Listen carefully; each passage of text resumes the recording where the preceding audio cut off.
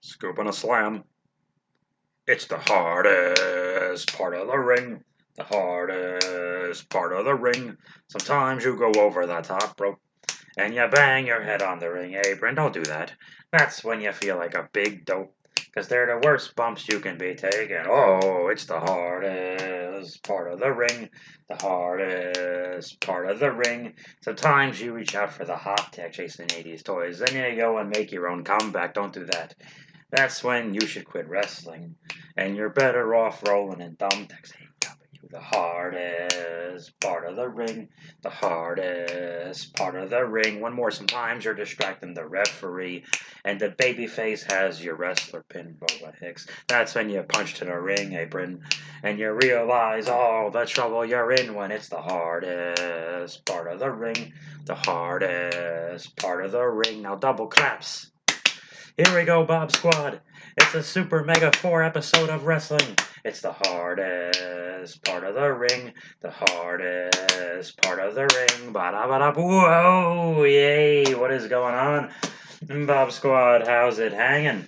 We are talking about NXT Takeover 36. They've taken over 36 times, and still Vince is in charge. How about that? How many times can you take over before you have not taken over? I don't think they're taking over. It looks like they're being taken over. Everyone keeps getting fired. Maybe it should be NXT Layover 36. Okay. That's not what a layover is. Yeah. Layoff 36. NXT Rollover 36. NXT Bend Over. Okay, there it is. Welcome to NXT Bend Over 36. Oh, why is it not called that? For August 22nd, aired on Sunday in the United States of America and most parts around the world as well. Actually, would it? Let me think for a second. It would be. Actually, it would air on early Monday morning in Europe. It would be taking place. No, yes. We opened the show. I don't think there's much business for me to talk about. I watched. Yeah, there was. I watched this entire show twice for you guys. That's why this is a little late. With the exception of the first match, Grimes and LA Knight. We'll talk about it. I watched the entire episode show twice because at the beginning of the second match, my good buddy Brian, a New York City comedian and works around the globe in various other creative endeavors, came to visit. And although we're watching the show, we are talking and catching up on a lot of stuff at the same time, and we're not really watching. We're not really watching the contest. He just texted me. We're not watching the show quite as in depth. I like to listen to the announcers and hear how they're telling the whole story. So I didn't just want to review matches that I admittedly half watched. So I rewatched everything, with the exception of the first match, which I watched by myself, and the pre-show match. So that's why this took so long. I just rewatched the entire show because if we're gonna land on the hardest part of the ring, you better make it count. And if you're gonna record the hardest part of the ring, you better do it right. Make sure you saw the whole thing and paid attention. Okie dokie. In the pre-show, the existence of this pre-show. We opened show with Hulk Hogan slamming Andre the Giant, but before that, the pre-show, Ridge Holland is back. He's big. He's British. Pete Dunne is with him, who's smaller and British, and they beat up. Ridge Holland beats Trey Baxter in a couple of minutes, like 3 or 4 minutes. Here's the thing: the existence of this pre-show match gives away the business. Not that anyone cares, because the show starts at 5 p.m. my time. Okay. At 4:53, those guys are in the ring. So I know this is going to be a 3-minute match, 4-minute match at best. Why would they have in a company where everyone wrestles 10 minutes a ring? Why would they have a match on the off chance, if it was real, why would they have a match on the off chance that we really hope this one just is done in 3 minutes? We have so little faith in one of the guys. And their lack of faith would be correct, because I think I was running around cleaning stuff and moving things around and trying to look presentable for company, which I rarely have.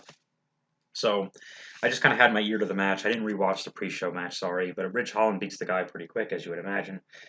And well, okay then. The only time they got screwed up was when that UFC guy Ariel Hamani just started rambling and rambling and rambling. They started at like 5:05. I was in New York, so it was 8:05 my time. Who cares? But yeah, only when an outsider screws it up, or if Booker T and JBL don't want to shut up.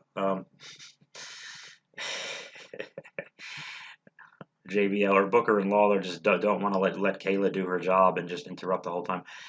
Oh, Ted DiBiase enters first, and he has $1 million garbage can. I love that a dollar sign is on everything he owns.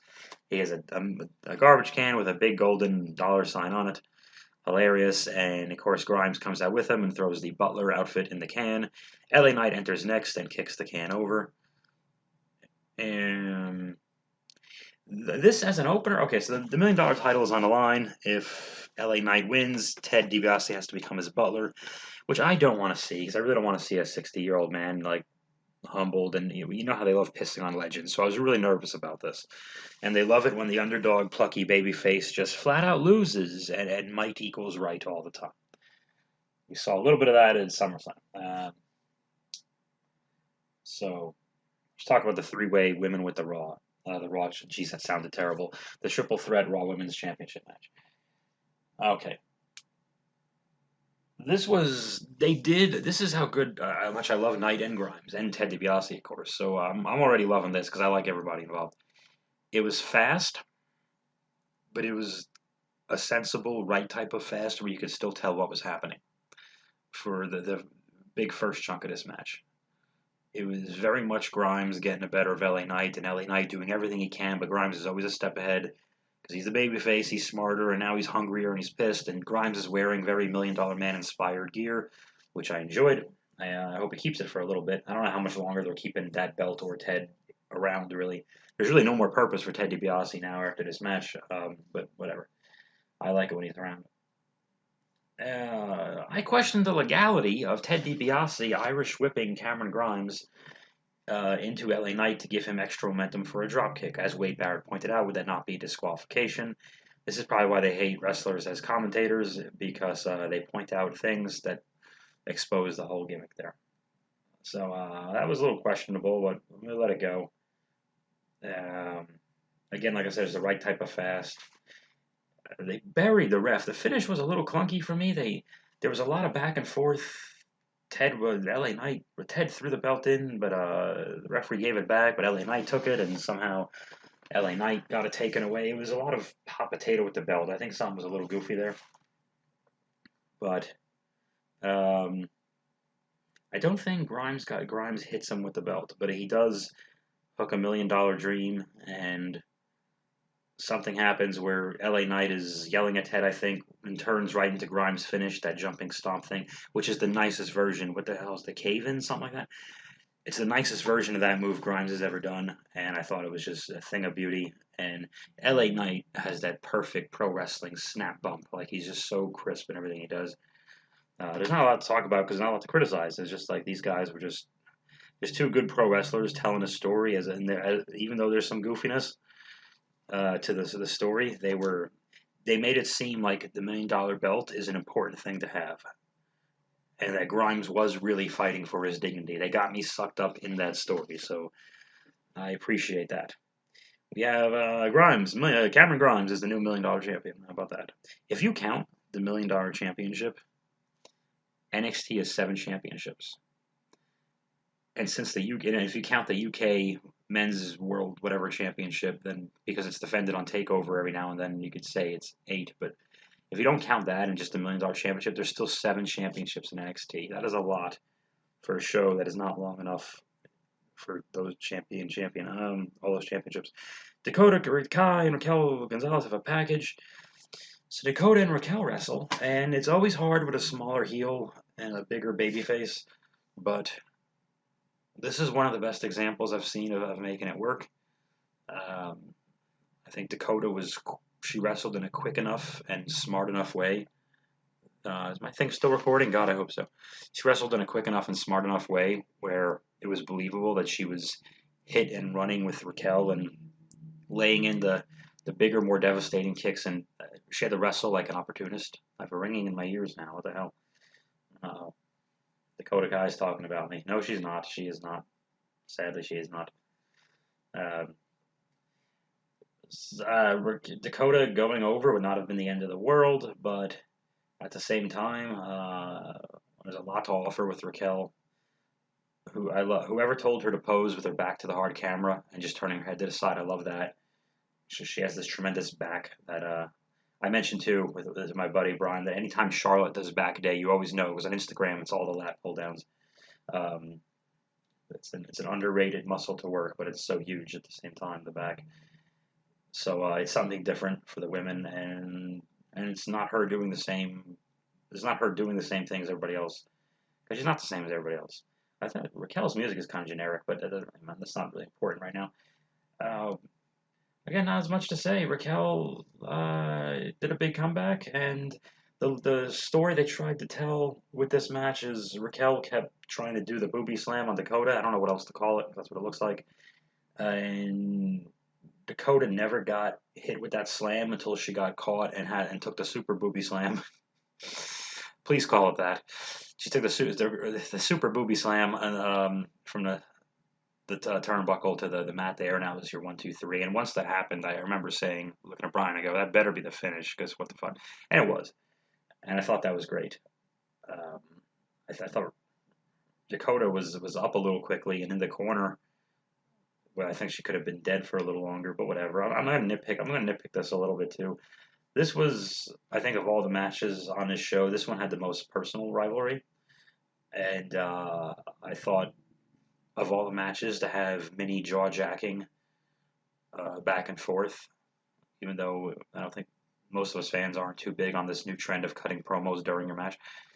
Um, I think of all the matches that would have warranted a little bit more of that would be this one because these two were friends and everybody else seems to have issues where I don't think anyone else on this show was friends on TV beforehand. I don't think so. No, that doesn't look like it. Um, so that was my thing. I thought they had a good match, they had a great match, but the little bit of the personal issue to me was kind of lost. The announcers were kind of picking up the slack for that. And this is why I rewatch it with the announcers for that reason. Oh, I'm so happy! Some familiar dubstep music is playing, and that's not why I'm happy. I thought I recognized it for a second, but I couldn't quite put my finger on it. Kaylee Ray from the UK, the best NXT UK Women's Champion, arrives and pretty much looks at Raquel, so we know we're getting that match. Awesome. Awesome. I think God, it doesn't look good for UK, but it looks like the top handful of UK talent is just kind of cherry picked and plucked into NXT, and I think that's fine because we're losing wrestlers left and right. And I don't know. I keep trying to catch up on UK. I say this, and I always failed. And the two matches I definitely went out of my way to watch were both the Kaylee Ray, Miko Satomura matches. I've talked about those already, but yeah, I'm excited to see Kaylee in NXT and wrestle a lot of people. So I hope it's not a one-off. I don't know if she's got to move to Florida or whatever the hell. I don't know the answers to all that, but I'm hoping for just a lot of Kaylee Ray wrestling and cutting promos in NXT against the other women. That's what I hope for. Because a chunk of women just left NXT. Tony, Tegan, Shotzi, and they all went to SmackDown. And okay, let's move on. Ilya Dragunov challenges Walter for the UK Championship. Holy balls. Holy balls. I'm not going to get into a big thing comparing this one to the first one in October because 10 months is a little bit of a long time in the modern era. And also, the first one was in a different country with no fans and an outcome different from this one, which had the opposite outcome and fans and in a different country. So it's kind of like they really are apples and oranges in a way. I think even before the first one, we all knew it was going to be good, but how good? This one, I know if you watch this thing, the velocity of the noise of these chops is unlike anything I've ever heard. And I was trained by Samoans, and it was unlike anything I've ever heard. To the point where, at least in the first half, and again, this is why I rewatch things. So like I said, I'm not just telling you what I saw while I was half watching and chatting with my buddy. Um, the woos for the chops, at least for the first half, did not exist. I noticed that because they were because habitually, instinctively, people start to go woo, and then whoa, my god, and then the woos did come back towards the end. I think the fans forgot they were supposed to make it about themselves, but I can't say enough about how hard they hit each other in safe places. Actually, no. You know what? They've started this new trend. The chop to the back is one thing. These chops to the back of the neck and head, or like even the way Walter does slaps just to the face, could kill a guy. Like I didn't like back of the head, back of the neck stuff. I don't really care too much for that. Um, their style, they both wrestled at obviously a European style, which is radically different from everyone else on the show. Which is probably good why a guy like Pete Dunne didn't have a match on his show. It really helped Ilya and Dragunov. What they do looked like nothing else on the show. The hands down, hands across the face and chest and head and neck. Uh, Ilya wins the damn thing. He beats Walter, I think you can make an easy argument, greatest UK champion to date. Ilya's only the fourth UK champion. I think it was Tyler Bate, Pete Dunne, Walter for like 2 years and change, and then now it's Ilya for a day, less than 24 hours at the time of this recording. Ilya walked in looking like hell. He was all stitched up, and he holds the belt up, and there's emotion and everything else, and it was real. And this is only the third match on this show, not counting the pre-show 3 minute whatever that was. And I have no problem with the squash, by the way. I'm just saying the timing was like, well, no shit. It's just you just started it with 6 minutes to go. Okay, so where do we go from there? How does Ilya wrestle? I don't know. Are they going to do him and Walter 3? I don't think you need to. Walter was going through all the finishes. He beat Ciampa with a big chop. Ilya kicked out of the big chop. He beat Pete Dunne with a splash. Ilya kicked out of the splash. He beat everybody with the power bomb. Ilya kicked out of the power bomb. He did the flying European whatever torpedo uppercut thing. I think to the back of Walter's neck at one point, and then and they had a few things too that weren't 100% picture perfect. That big superplex on Walter, as impressive as it was, Walter had his feet took that double bump, which probably really hurt your knees, by the way, and it didn't sound perfect. It was, but it's for some reason it's the right kind of ugly. There were some shows of strength by Ilya holding Walter for a bit before doing some kind of suplex. Like there was, oh man, and Walter's. I mean, Ilya's such an intense guy. You could just believe it. He put his foot on Walter's chest at the end and kind of stood over him. That was a little suspect to me, but hey, actually, no, screw it. If you're gonna put him over, put him over. Doesn't hurt Walter a bit. None of this hurts Walter. And what else is there to do with Walter? I don't know. I don't know enough about UK's fan base and how many people are really into it. Um, I don't want to be an asshole American centric guy and be like, well, just want to just get rid of the UK and take the best 5 or 6 of the men and the women and put them in NXT. You know, that's kind of a dick thing to say and do and disrespect those fans and everything else. I don't know if they have live fans back yet. It'd be better for NXT because NXT's just losing people, but it's clearly the worst thing for UK. Cameron Grimes and Ted DiBiase are talking to a blonde lady. Ted DiBiase gives her money. Oh my goodness. And Grimes says they're going to go to the moon, which is a lot of money. I mean, they're not billionaires. He's not the $1 billion man. He doesn't own Amazon, for fuck's sake. He has a trash can with a logo on it. Okay. William Regal does wonderful William Regal things. He's backstage, and because Regal is always proper and neutral and everything else, he says to Samoa Joe, I have to be unbiased as the general manager, blah, blah, blah, blah, commissioner, whatever the hell he is. But with that said, kick his ass regarding Karrion Kross. Perfect. Because Regal rarely does that. So when he does, hey, it's important, and I remembered it. I just wrote Regal ass on my notes. That's all I had to read. Okay, 2 out of 3 falls. Adam Cole and Kyle O'Reilly. Big long feud, big long package for both of them. LOL. They have first fall is traditional, second fall is street fight, third fall is in a cage. Provided it goes to a third fall, duh, it will. Why would they bring a cage? Which kind of, I was saying to my buddy too, like, hey, these stipulations always kill the outcome of the second fall. Even a regular 2 out of 3 falls match, we kind of know. So that's why I always felt the second fall should always be brief in these kind of things. Why do you have to have a 20-minute fall and then another 20-minute fall, another 20-minute fall? You don't. Why not just have like a 10-minute fall, a 5-minute fall, and then have their final blah blah blah blah blah. In this case, I think the cage part was the shortest.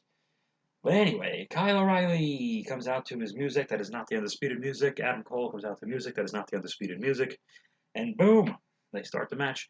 They start off hot, which is interesting, but I'm for it because nobody else Maybe Grimes and Knight did. I don't really remember exactly how they started.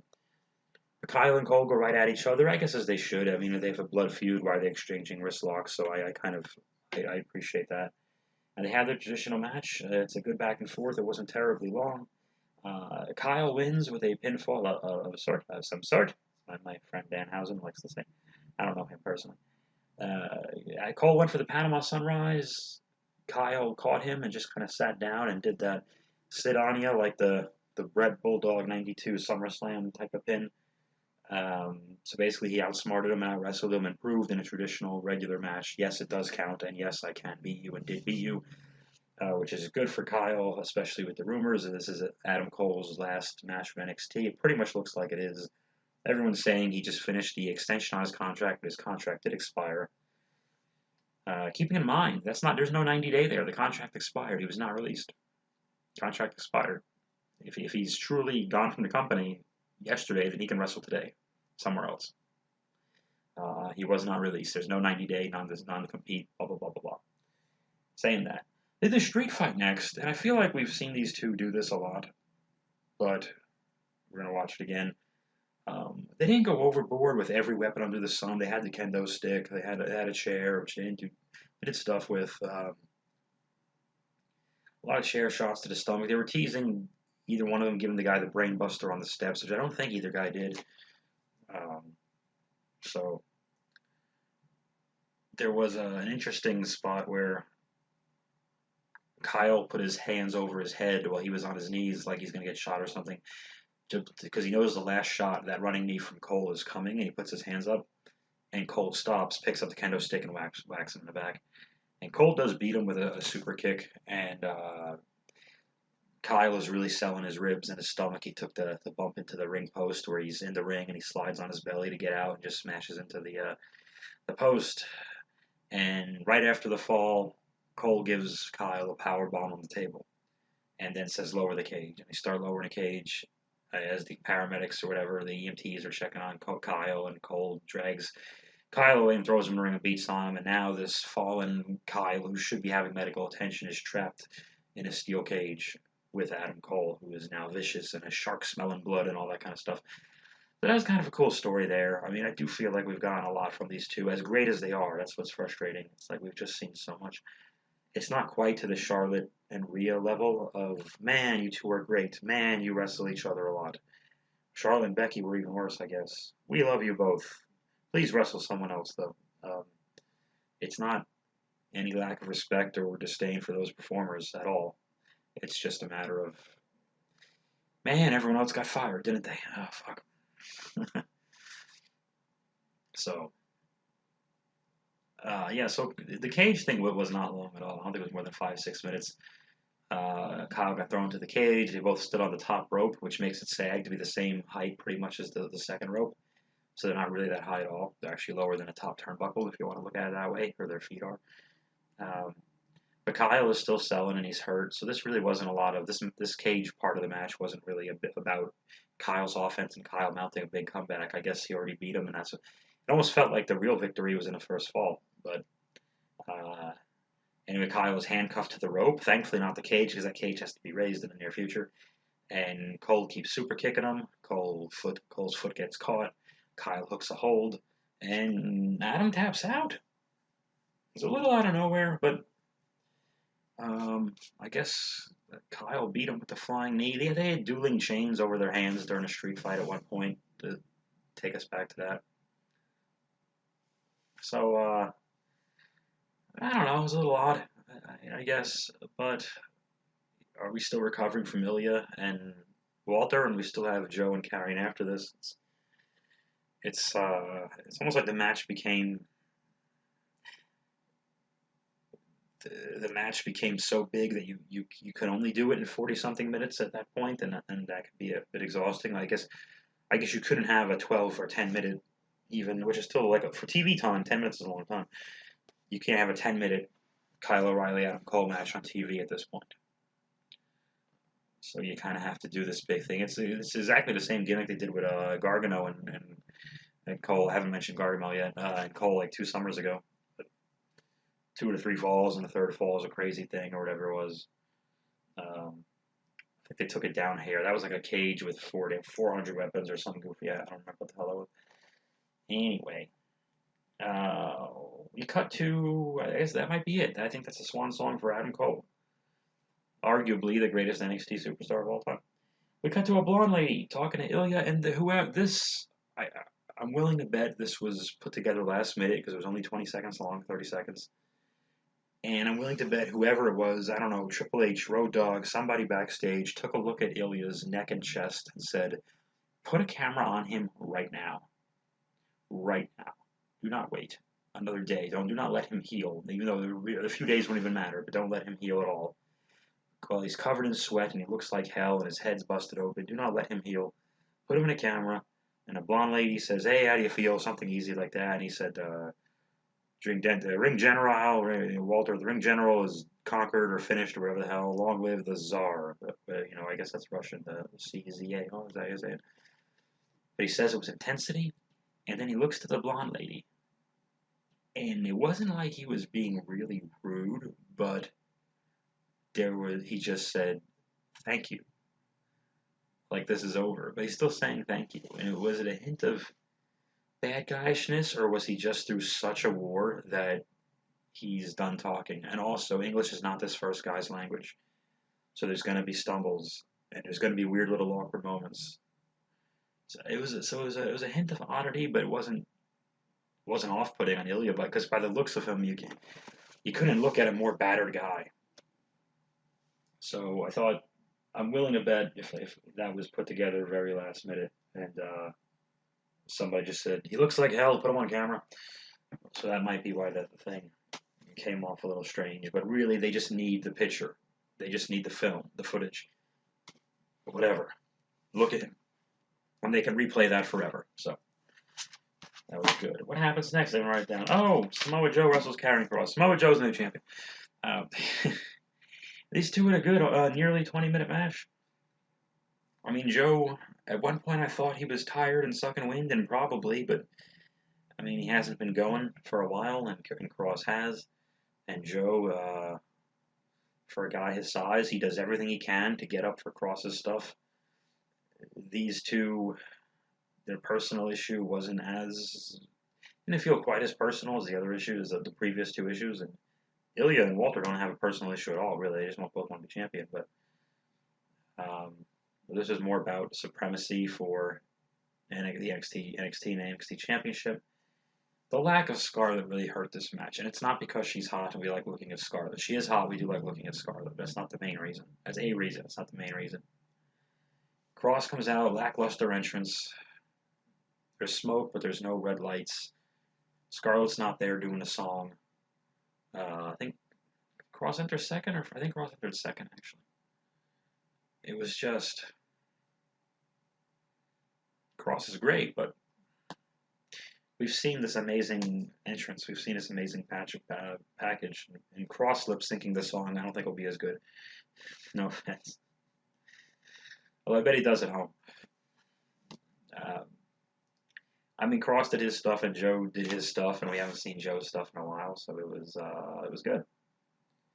To my surprise, Joe did one muscle buster, one finish in the middle, 1, 2, 3, beat him clean.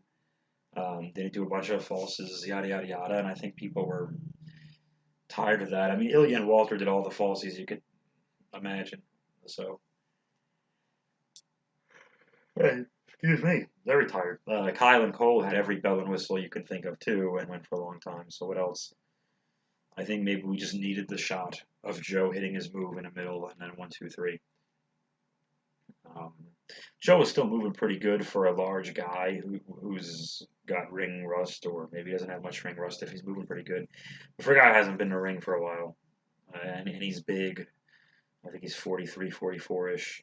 He's moving, and he looked really genuinely happy to win the thing. And there were fireworks, and they said he's the first 3-time NXT champion, which I did not think of, but that makes sense.